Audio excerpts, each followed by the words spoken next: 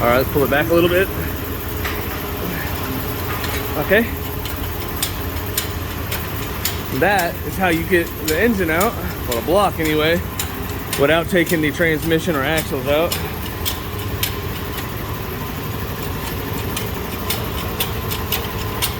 Pretty dead day here at work today, and we ripped the engine out.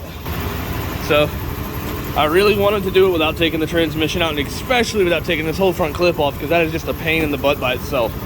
And we did it. Now, I don't know. I'm probably going to take all this stuff. We did have to take the tensioner pulley off, so I'm probably going to take all this stuff back off. The intake's coming off. I'll probably try to leave that turbo on. I don't think it'll be that big of an issue, but I don't know, because we only did pull just the block out. But we pulled the block out. And yeah, so here's the engine. We come over. As before, number 4, nowhere to be found. Our dual mass flywheel is pretty good, so we're gonna reuse this.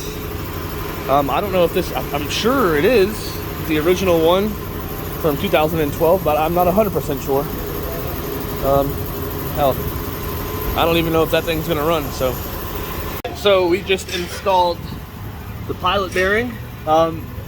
This block was at a Tiguan with an automatic, so it didn't have the pilot bearing, but the DSG requires it. And I'm pretty sure the 6-speed manual doesn't require it, but the DSG does. So if you come over here to this block, I basically just gauged it on how far in it looked. Kind of didn't want to go in any further than when I tapped it, but what I did was use the seal driver, tapped it flush. I used a 15mm Matco ADV socket, put it in there, it fits perfectly, and tapped it until it basically wouldn't go any further. Now we're going to install the dual mass flywheel and the metal plate that goes behind it, the shim. I'm going to clean it up though. So upon further investigation, after removing the flywheel that I'm going to be using on that engine, see the big old hole and knock right there in the lower oil pan, and all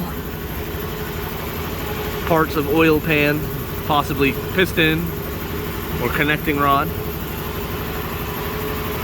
But in hindsight, the rear main seal wasn't leaking. Guys, so we got the engine in through the top without taking the whole front clip off or the you know, see the vans are gone, the motor mount is out of the way. The turbo, we even put it in with the turbo. I did have to take the turbo muffler, had to take that off, and I also had to take, I had all the AC compressor, as y'all saw in my last video, that my engine was ready to go in. Took the AC compressor and the alternator off, but that's perfectly fine. And also had to take, like I said, that tensioner. So now we have the engine stab, and now all I gotta do is just put the bolts in. So there's that.